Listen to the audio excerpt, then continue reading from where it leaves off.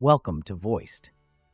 Today's post is from subreddit Tifu by Hammered Huntsman, and it is about an unforgettable night of trip sitting for a friend and her boyfriend, where things spiraled out of control in ways the poster never expected. Be prepared. This might be one of those "what the fudge did I just read" posts. My friend recently asked me to trip sit for her. For any of you who are unfamiliar with the concept of trip sitting, it's basically a sober person who watches over someone who's tripping. You get professional trip sitters and experienced trip sitters.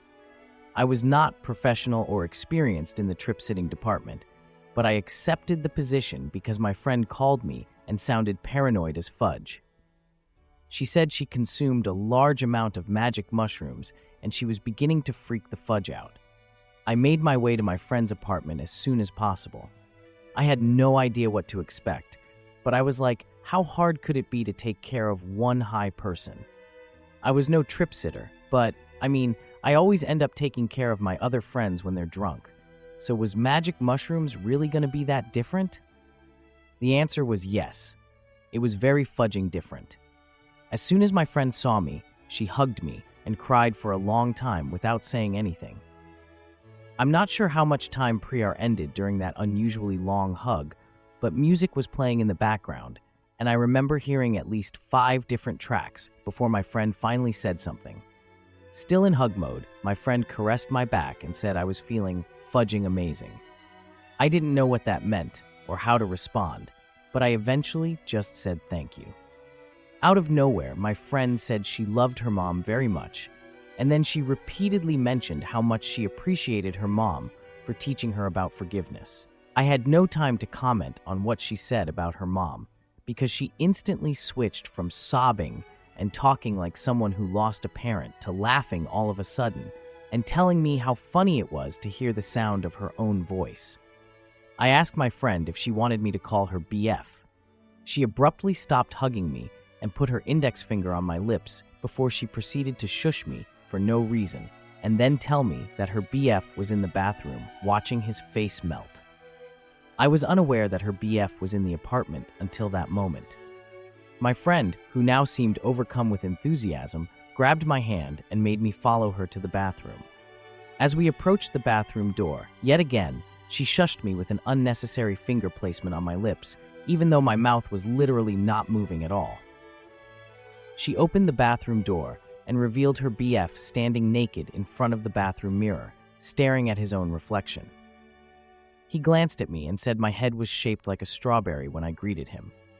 My quick rear-endissement of the BF was that he too must have taken shrooms. I asked the BF if he wanted to get dressed and hang out in the living room. He said he was waiting to shrink back to his normal size because he believed his body was physically too big to fit through the bathroom door. Based on his description of his body, he was apparently a giant. I said I was going to leave the bathroom door open and promised to check on him from time to time. He thanked me for looking out for him and said he was seeing life in ultra-high definition.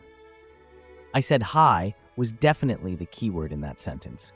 And then I left the BF because I realized that his GF, aka my friend, was no longer standing next to me. I eventually found my friend in her roommate's room, face pressed against the wall, listening to something. She looked at me like she just made the discovery of the century and said she could hear the people next door having sex. As per my friend's request, I copied what she was doing and put my ear against the wall to hear whatever she was hearing. I literally heard nothing. She said somehow it sounded like her parents on the other side of the wall, fudging. I said even if that was really happening, eavesdropping on your mom and dad having sex was wrong on so many levels. She shushed me for like the 3rd time that night and said she was listening to the sound of her creation.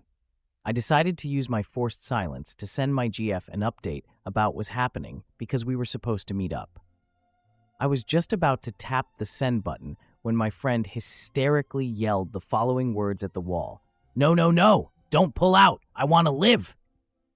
It was low-key scary seeing someone who normally had her crap together totally lose it like that.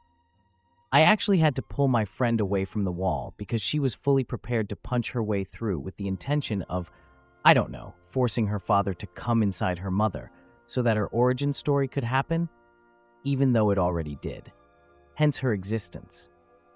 My friend's naked BF ran into the room and pulled me off of his screaming GF. I was grabbed from behind, reverse bear hug style, and restrained on the roommate's bed. My friend ran out of the room and left me alone with her naked BF, who was proceeding to pin me down while repeatedly apologizing for using the strength he now possessed as a giant on a powerless person like me.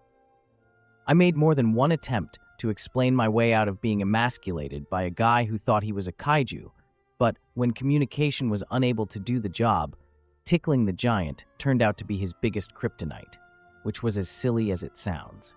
I left the room while the BF continued laughing as if he was still being tickled. My friend was sitting on the couch in the living room, staring at nothing.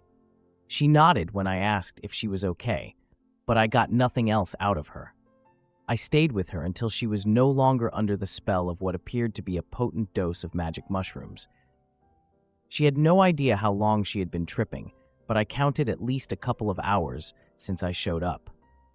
The two of us checked on her BF, who was still in the roommate's room, concentrating on what he believed was the shape of someone's face on one of the pillows that fell on the floor during the commotion earlier that evening. I asked my friend if she was sober enough to manage without me, and she said yes.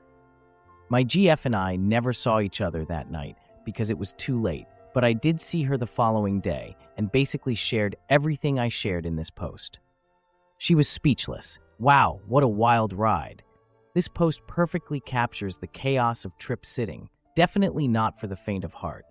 I can only imagine how surreal it must have been dealing with your friend's emotional roller coaster while trying to manage her boyfriend's unexpected transformation into a giant. It's a reminder that sometimes being there for a friend can lead you into the most unexpected situations. Have you ever found yourself in a wild situation while trying to support a friend? Share your stories in the comments, and let's all take a deep breath together, because wow, this one took us on a journey. Thank you for listening to today's episode of Voiced. If you enjoyed daily high-quality stories, please like and subscribe to show your support.